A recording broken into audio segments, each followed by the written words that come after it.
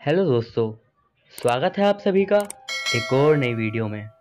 आज मैं आप सभी के लिए एक बार फिर से लेके आ गया हूँ मेरे एक सब्सक्राइबर की भेजी हुई एक बेहद ही खौफनाक सच्ची डरावनी घटना। एक ऐसी घटना जिसने जिन लोगों की ज़िंदगी में गुस्ताखी की, उनकी तो ज़िंदगी मानो एकदम तबाही ही हो गई, और जिन लोगों ने भी इसका मंजर देखा उनकी भी रूह कांप गई। तो चलिए दोस्तों, अब बिना टाइम वेस्ट किए सीधा मैं कहानी पर आता हूँ। उससे पहले आपसे यही गुजारिश है कि अगर आपके पास भी कोई कहानी है जो आप मुझे भेजना चाहते हो, तो स्क्रीन पे दिख रहे नंबर या फिर मेरी इंस्टाग्राम आईडी जो कि स्क्रीन पे दिख रही है, उस पे मुझे आप अपनी कहानी बता सकते हो। मैं कोशिश करूँगा कि आपकी कहानी जल्द से जल्द अपने चैनल पे सुनाऊँ। तो चलिए दोस्तों, अब आज की कहानी शुरू करते हैं। हम प्राइवेसी के कारण अपना नाम तो नहीं बता सकते, लेकिन ये जो मैं घटना आपको बता रही हूँ ये झारखंड की है। झारखंड में मैं आपको जगह का नाम नहीं बता सकती, तो अब मैं सीधा घटना पे आती हूँ। दरअसल हम लोग जिस क्वार्टर में रहते थे वो एक सिंगल क्वार्टर था, और हम लोग जॉइंट फैमिली हैं, जिसके चलते हम लोगों को एडजस्ट करके रहना पड़ता था। फिर उसी लाइन में जो आंटी थर्ड क्वार्टर में रहती थी, उन्होंने अपना घर छोड़ दिया, तो मेरे पापा ने वो वाला घर भी अपने नाम से करवा लिया। तो हम मम्मी पापा उस रूम में रहने लगे।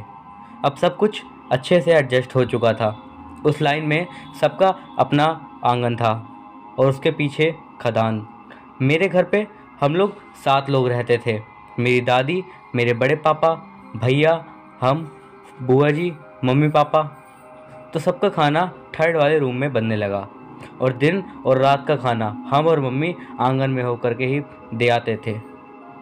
उसी लाइन में एक और फैमिली थी जो कि एक 2 नंबर वाला और 4 नंबर वाला क्वार्टर में रहते थे। वो भी डबल रूम लेकर रह रहे थे। वो फैमिली भी हमारी फैमिली की तरह ही थी। फिर उसके बाद हम लोग का 2 साल बहुत ही अच्छे से वहाँ पे कट गए। सब कुछ ठीक ठाक ही चल रहा था। फिर सेकंड नंबर वाले अंकल रिटायर हो गए, जिसके चलते वो लोग वो दोनों रूम खाली कर दिए। अब कॉलोनी में सब धीरे धीरे करके रिटायर हो रहे थे और कॉलोनी लगभग आधी खाली हो चुकी थी। तो उसके बाद मेरे पापा का ड्यूटी नाइट शिफ्ट में हो गया था, जिसके चलते अब रूम में रात को हम और मम्मी ही रहते थे। फिर हम लोग को अजीब व गरीब आवाज़ आनी स्टार्ट होने लगी, जैसे कि कोई पेड़ से नीचे कूद गया हो या फिर क्वार्टर की छत पे कोई कुछ कर रहा हो। हम लोगों के पास तब बहुत सारी बिल्लियाँ भी थी, तो हम लोग सब कुछ ये इग्नोर कर रहे थे, ये सोच के कि शायद छत पे बिल्ली ही होंगी। 5 नंबर क्वार्टर में रहने वाली भाभी हमेशा ही आंगन से हमारे घर में आया जाया करती थी।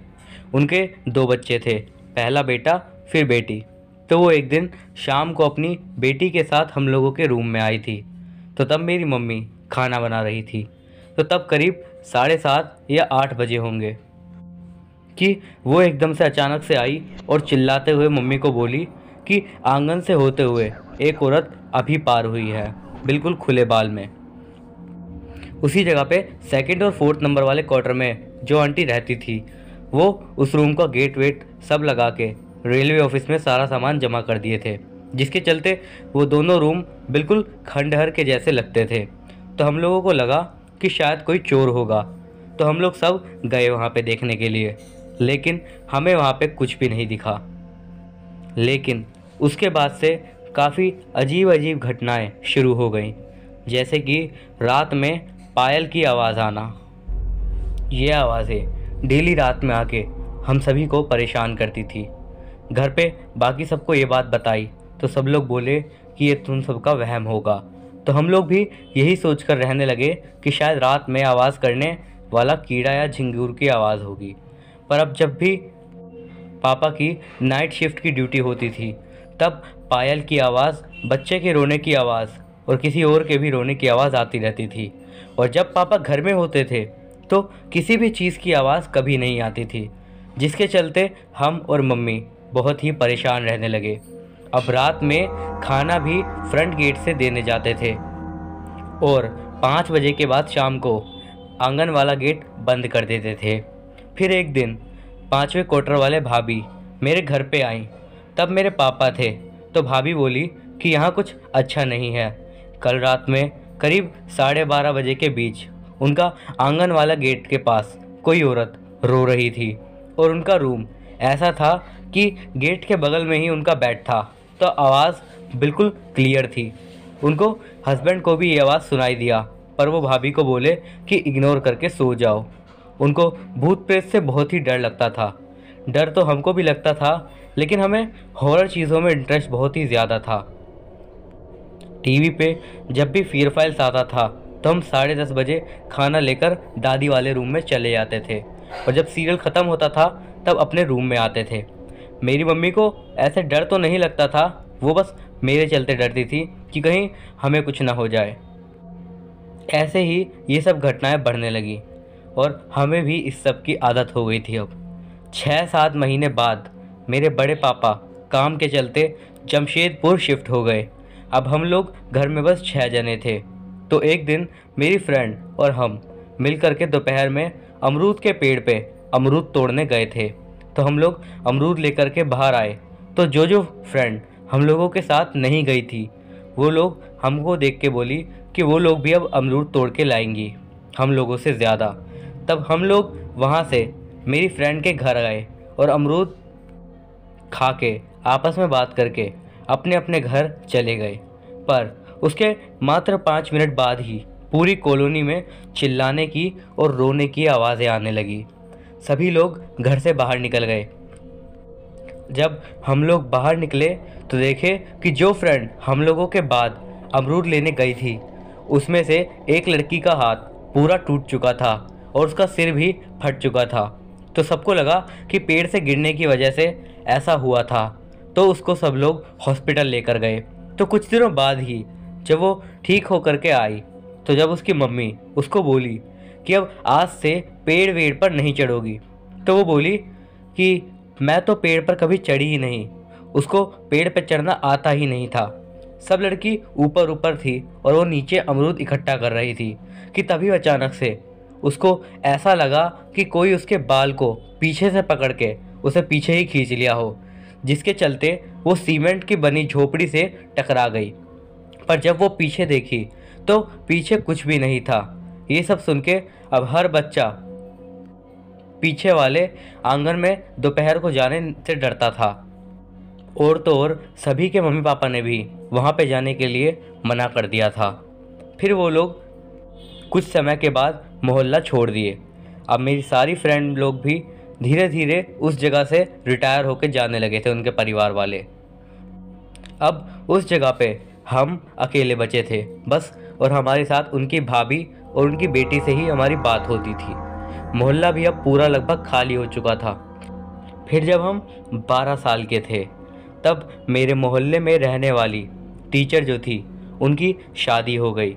सब कुछ ठीक ही चल रहा था। फिर जब टीचर प्रेग्नेंट थी तो वो उसी कॉलोनी में अपने मायके में आई थी। उन लोगों का रिवाज था कि पहला बच्चा मायके में ही होता है, तो उनको जुड़वा बच्चा होने वाला था।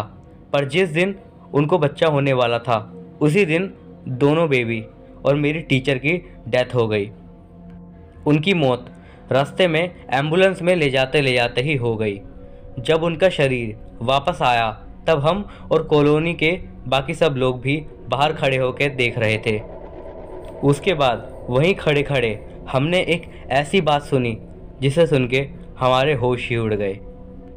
सभी लोग आपस में ये बात कर रहे थे कि इसे लेकर ये 5वीं औरत है जिसका इस तरीके से मौत हो गई है।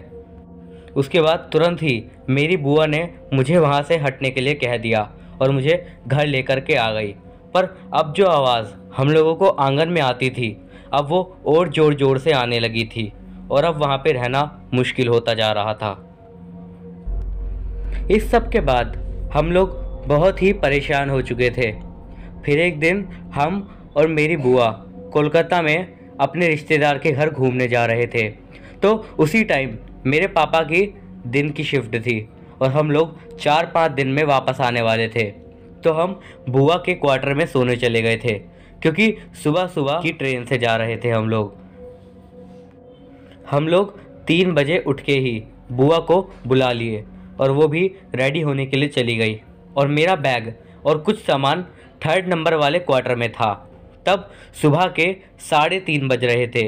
हम रेडी होकर के मम्मी को कॉल किए तो मम्मी बोली कि ठीक है, गेट के पास रहो, हम सामान लेकर आ रहे हैं। हम अपने गेट के पास ही थे कि तब पूरा कॉलोनी बिल्कुल खाली ही थी। मेरी बुआ रूम के अंदर थी। हम 15 मिनट तक वहाँ पे खड़े रहे।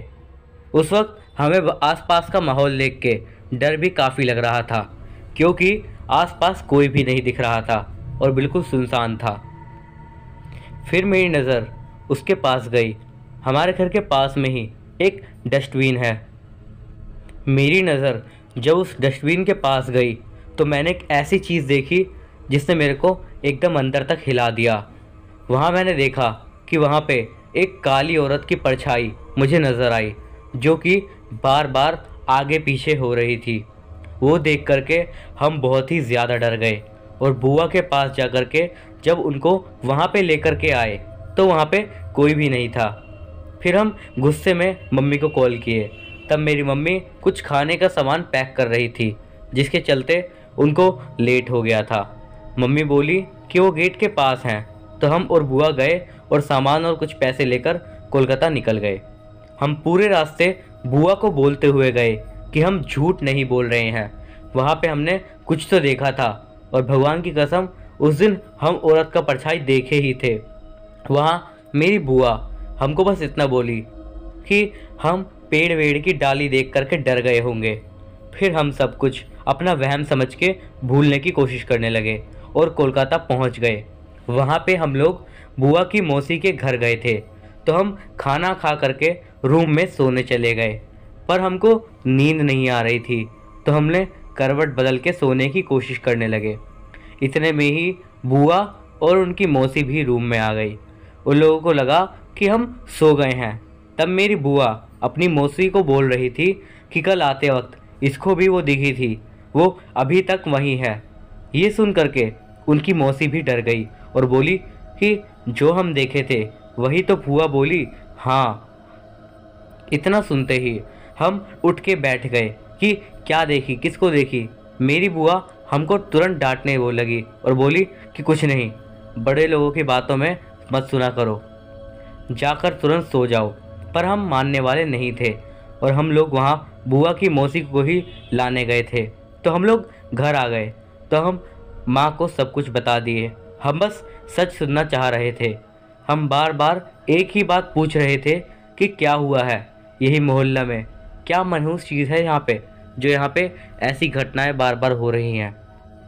तब मेरी मम्मी मुझे चुप करा दी और पापा को बोली कि ये कॉलोनी छोड़ के चलते हैं, आप कहीं और घर देखो। पापा को भी दूसरा घर मिल गया, वो था एक बंगलो। अब हम भी सब कुछ भूल चुके थे। मेरी दादी और मेरी बुआ वहीं रह गए पुरानी कॉलोनी में। वो लोगों को वहाँ से आने का मन नहीं था, तो भैया, हम, मम्मी पापा बंगलो में आ गए और खाना यहाँ से पापा या फिर भैया लेकर के जाते थे। उस 5th क्वार्टर वाली भाभी भी बोली कि आप लोग आराम से रहें, हम लोग देख लेंगे। लेकिन हम लोगों का मन नहीं मान रहा था। फिर उसके 3-4 महीने बाद ही जो हमारी 5th नंबर वाले क्वार्टर की भाभी थी, वो भी प्रेग्नेंट हो गई थी। तो उनके ससुराल में सब लोग उनको मायके जाने के लिए बोल दिए थे।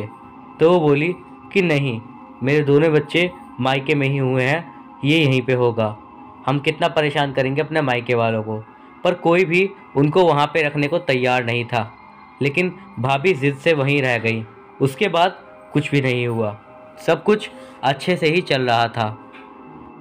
अब बच्चे का 8वां महीना चल रहा था। तो एक दिन रात को करीब 1:30 बजे मेरी बुआ के आंगन वाले गेट पे बहुत ज़ोर ज़ोर से कोई खटखटाने लगा। बुआ और दादी बहुत ही ज़्यादा डर गई थी। तो पीछे से भाभी और उनकी बेटी की आवाज़ आ रही थी।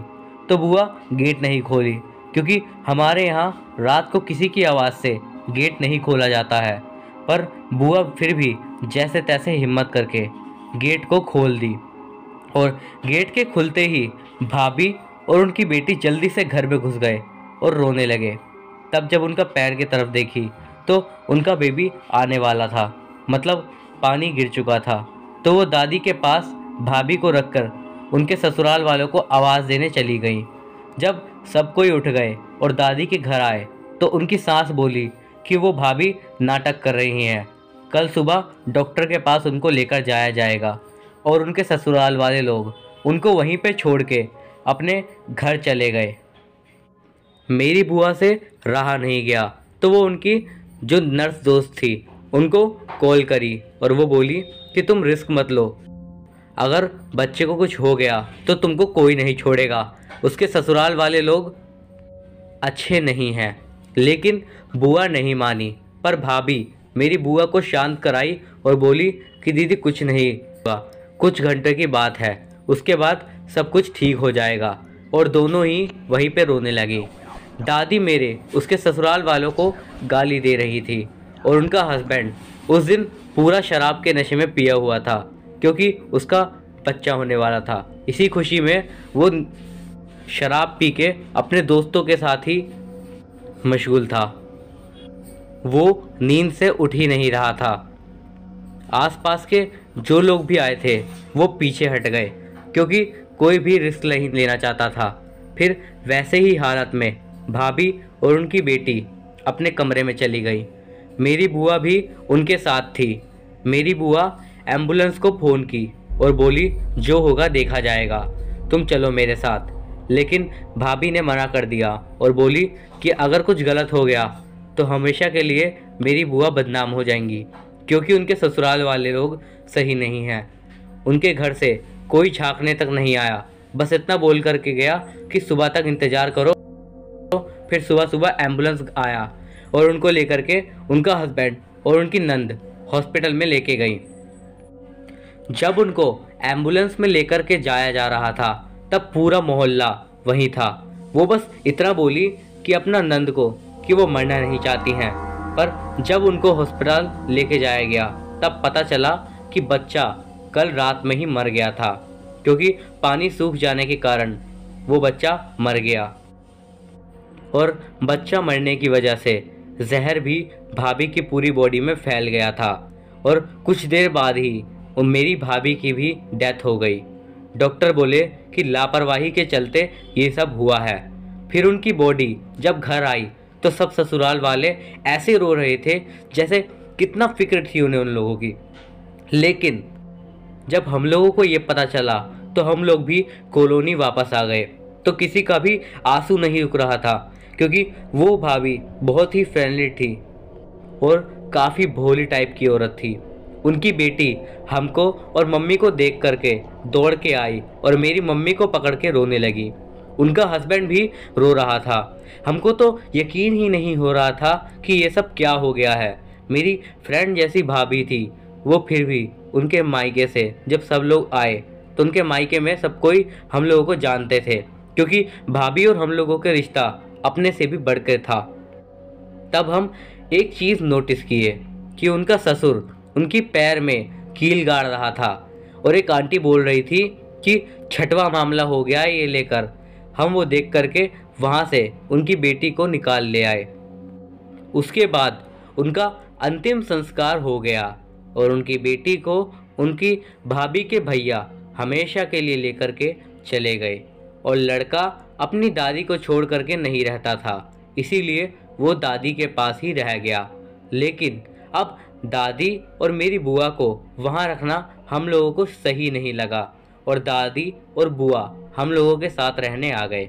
फिर काम क्रिया के बाद जब हम लोग घर पे सब लोग बैठे हुए थे साथ में, तब हम बोले कि उस दिन भाभी के पैर में कील क्यों गाड़ रहा था।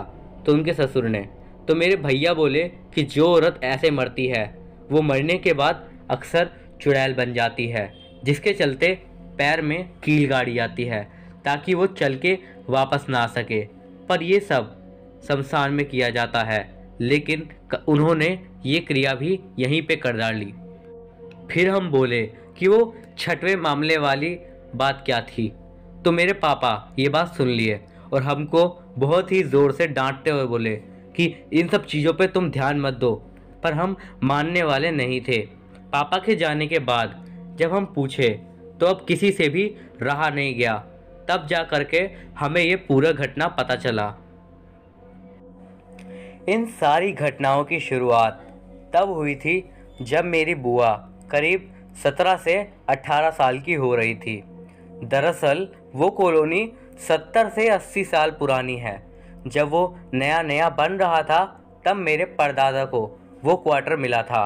फिर मेरे दादा भी उसी क्वार्टर में रहने लगे। तो मेरी बुआ की एक फ्रेंड उसी कॉलोनी के 3rd लाइन वाले घर में रहती थी जिसमें हम लोग शिफ्ट हुए थे। और मेरी बुआ की जो फ्रेंड थी उसका घर में 7 बहन और एक भाई थे। मेरी बुआ सबसे छोटी थी पर एक मोहल्ले में रहने के चलते सब फ्रेंड बन गई थी। तो उसी में से एक लड़की जो कि बुआ की फ्रेंड थी वो अचानक से गायब हो गई। उसको फिर तकरीबन 1 साल तक भी कहीं नहीं ढूंढा जा सका। लेकिन इस बीच एक और घटना जो बहुत अजीब थी। इस 1 साल में उसके घर वाले किसी को भी अपने घर में आने जाने नहीं देते थे। जो भी काम होता था बाहर ही होता था। तो सबको अजीब सा लगा क्योंकि अचानक कोई ऐसे करेगा तो किसी को भी अजीब ही लगेगा। पर अब किसी भी बच्चे को रात में 12 बजे के बाद रोने की आवाज़ आने लगी थी। बुआ अक्सर ये आवाज़ सुन कर के डर जाती थी। और उसी मोहल्ले में एक लड़के की एक दिन तबीयत खराब हो गई जिसको सब कोई बचने की उम्मीद भी नहीं कह रहे थे। वो लड़का मेरे पापा का फ्रेंड था। अब दादा को भी आवाज़ सुनाई देने लगी थी। मोहल्ले में सभी लोगों को ये आवाज़ सुनाई देने लगी थी। कुछ ही दिनों बाद बुआ की फ्रेंड उस घर को छोड़ करके चली गई और जाते ही जो लड़की गायब थी उसकी शादी दे दी गई। जब पापा के फ्रेंड ठीक होकर के वापस घर आए तो मेरे पापा और वो एक दिन बात कर रहे थे। पापा उसको बोले कि हम लोग ये घर छोड़ देंगे, किसी का बच्चे की यहाँ पे रात में रोने की आवाज़ आती है। तब पापा के फ्रेंड पापा को बोले कि एक बात वो उनको बताएंगे, पर पापा को किसी और को बताने के लिए ये बात मना कर दिए। तो वो बोले कि जिस दिन पापा के फ्रेंड की तबीयत ख़राब हुई थी उसी दिन दोपहर में वो और उनका एक फ्रेंड जामुन के पेड़ पे जामुन तोड़ रहे थे और उस पेड़ से 3rd नंबर वाला घर आराम से दिखता है। तो वो लोग देखे कि जो लड़की गायब थी इतने दिनों से वो एक बच्चे का मुंह में नमक डाल के उसका मुंह बंद कर दी थी, जिसके चलते बच्चा वहीं पे छटपटाते हुए मर गया। वो बच्चा देख करके उसको ऐसा लग रहा था और वो उसी समय हुआ था। वो बहुत छोटा बच्चा था। वो लोग ही देख करके डर गए इस घटना को। वो उनके घर में बोले कि हमने ऐसा ऐसा देखा है। तो उनके घर वाले ने भी ये कह दिया कि तुम चुप रहो। लेकिन कुछ दिनों बाद ही जो उनका दोस्त था उसने ये बात सभी मोहल्ले वालों को बता दी। बुआ की फ्रेंड लोग बस कुछ ही दूर में रहती थी। तब गुस्से से मोहल्ले के 2-3 आदमी उनके घर गए। तब उस लड़की के पापा हाथ जोड़ करके सबको बोलने लगे कि अब उनकी बेटी का शादी हो चुका है और वो बच्चा उन्हीं की बेटी का था। वो सब कुछ खुल के बताए कि वो एक लड़के से प्यार करती थी और वो लड़का उस लड़की के साथ शादी का बहाना करके ये सब कुछ कर दिया। फिर शादी करने से मना कर दिया और बिना शादी के बच्चा होने के कारण वो लोग उस लड़की के बेटे को नमक देकर मार दी। उस लड़की के बेटा हुआ था। मेरी बुआ उसके बाद उन लोगों से फ्रेंडशिप ख़त्म कर दी। कॉलोनी बहुत परेशान हो गई थी इस सभी घटनाक्रम से। वहाँ पे पंडित और साधुओं को बुला करके सब कुछ ठीक करवाने का चाहा, लेकिन कुछ भी ठीक नहीं हुआ। और मानो एक नया श्राप ही बोल सकते हैं इसे, जो कि उस जगह पे शुरू हो गया कि जब भी किसी औरत का बच्चा होने वाला रहता था वो पेट में ही मर जाता था या फिर माँ बच्चा दोनों की ही मौत हो जाती थी। उसी नंबर पे एक 4 नंबर वाली औरत थी जो कि उसी मोहल्ले में रहती थी, जिसकी शादी के 9 साल बाद भी बच्चा नहीं हुआ। वो बच्चा बहुत ही पसंद करती थी, जिसके चलते उसके हस्बैंड ने दूसरे शादी करवा दी उसने, ताकि उसे बच्चे का प्यार मिल सके। उस आदमी की दोनों ही पत्नियां आपस में काफ़ी प्यार से एकदम बहनों की तरह रहती थी। उनकी सेकंड वाइफ एक नर्स थी। फिर उसके लगभग 4-5 साल बाद फर्स्ट वाली वाइफ प्रेग्नेंट हो गई। वो बहुत ही खुश थी क्योंकि उस टाइम पे जिसका बेबी नहीं होता था उसको कोई भी शुभ काम में बुलाना नहीं चाहता था। पर 8-9 महीने बाद उनके साथ भी वही हुआ।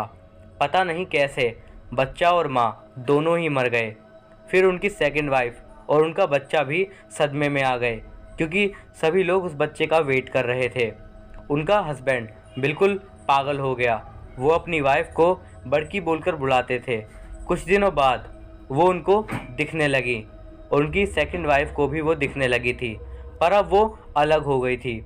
अब वो अच्छी नहीं थी, बस अपने पति को अपने साथ ले जाना चाहती थी। पर उसकी दूसरी पत्नी वो मोहल्ला छोड़ करके अपने पति को लेके चली गई वहाँ से। उसके बाद उसी मोहल्ले में रहने वाली एक औरत का जिसका बच्चा होने वाला था वो भी पेट में ही मर गया। 4 से 5 बार ऐसा ही हुआ जिसके चलते कभी भी माँ नहीं बन सकती है। अब सबको पता चलने लगा था कि प्रेग्नेंट औरत को वहाँ रखना सही नहीं है, जिसके चलते जिसका भी बच्चा होने वाला रहता था या तो वो मायके चला जाता था या फिर अस्पताल में एडमिट रहता था। पर उसके बाद सब कुछ नॉर्मल हो गया, सब कुछ बंद होने लगा था। बच्चे की आवाज़, वो औरत भी अब नहीं दिखती थी। तो एक बार मेरी बुआ की मौसी कोलकाता से हम लोगों के वहीं घर पे आई थी और शाम के वक्त वो बाहर गेट के पास बैठी हुई थी कि तभी उनको एक दूर से एक औरत खड़ी हुई नज़र आ गई। वो सोची कि कोई मोहल्ले की औरत है, पर वो औरत को जब मौसी ध्यान से देख रही थी तब वो औरत धीरे धीरे नीचे बैठ कर के अपने दोनों हाथ पैर से चलते हुए बुआ की मौसी की तरफ आने लगी थी। इतना भयानक दृश्य अपनी आंखों से देख के वो बहुत ही ज़्यादा डर गई थी। वो मानो एकदम फ्रीज हो गई थी उसी जगह पे और उनकी आंखों से आंसू आने लगे थे। उसके बाद बुआ की मासी की तरफ ही वो औरत आने लगी थी। तभी शाम की अजान शुरू हो गई, जिसके बाद वो औरत वहाँ से तुरंत ही गायब हो गई। पर बुआ की मौसी की आंख से आंसू निकल रहे थे और वो वहीं पे मानो जम गई थी। फिर मेरी दादी जब बाहर निकली तो देखी कि वो बिल्कुल एक मूर्ति की तरह वहीं पे खड़ी है। तो वो उनको पकड़ी और वो तुरंत ही रोने लगी और सब कुछ उसने बता दिया। और उसी रात सामान पैक करके वो स्टेशन चली गई वापस कोलकाता जाने के लिए। उस दिन जो हम परछाई देखे थे कोलकाता जाते वक्त, शायद वो वही औरत की थी जिसके बारे में बुआ की मौसी और फूआ बात कर रही थी। उसके बाद बुआ और एक बात बताई कि जिस दिन 5 नंबर घर वाली भाभी की मेरे घर पे आई थी उसी दिन वो एक बात बताई थी कि जब बुआ उनके ससुराल वाले को बुलाने गई थी तब भाभी मेरी दादी को बोली थी कि उनकी बेटी और वो सोए हुए थे। उनका हस्बैंड अपने दोस्तों के साथ ही पार्टी देने उन्हें गया हुआ था एक खाली घर में। सभी लोग उसी जगह पे पार्टी कर रहे थे। वो घर उसी औरत के घर के पास था और वहाँ पे एक पीपल का पेड़ भी है। तो भाभी जब सोई हुई थी तो उनकी खिड़की पे कोई मानो पत्थर मारने लगा। तो वो और उनकी बेटी उठ करके बैठ गई। तब उन लोगों के गेट के पास किसी के रोने की आवाज़ आने लगी। तो उनके ससुराल वाले उन लोगों को अलग कर दिए थे, जिसके चलते उनकी बेटी वो और उनके हस्बैंड अलग 5 नंबर वाले घर में रहते थे। फिर गेट के पास उनको किसी औरत के रोने की आवाज़ आने रहेगी।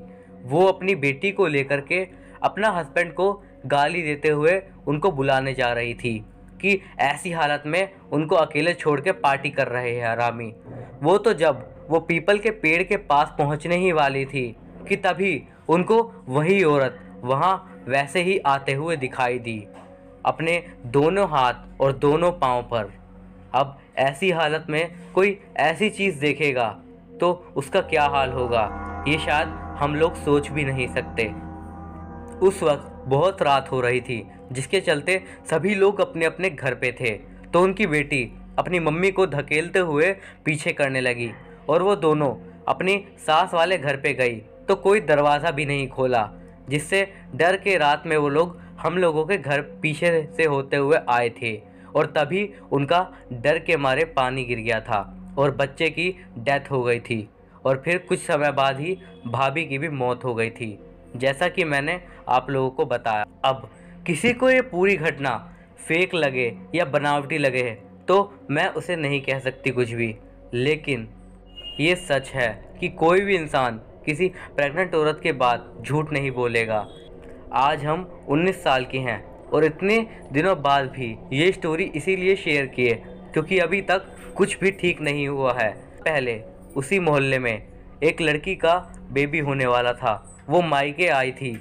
उसको सभी लोग मना किए थे कि ये जगह सही नहीं है, लेकिन वो लड़की नहीं मानी और आंगन में ही बैठ के खाना खाती थी और इन सब घटनाओं को मजाक मान रही थी। 7वें महीने में ही उसकी दीदी उसे अपनी दीदी के घर पे भेज दी। उसके बाद उसे बेबी हो गया, पर उसके बाद जब भी वो माँ बनने वाली होती तब 3 या 4 महीने में ही उसका बच्चा मर जाता था। अब वो पछताती है कि उसका पहला बच्चे की भी तबीयत हमेशा ही ख़राब रहती है। हम यही कहना चाहेंगे कि कुछ चीज़ों में अगर हम लोग लिमिट में ही रहें तो अच्छा ही है।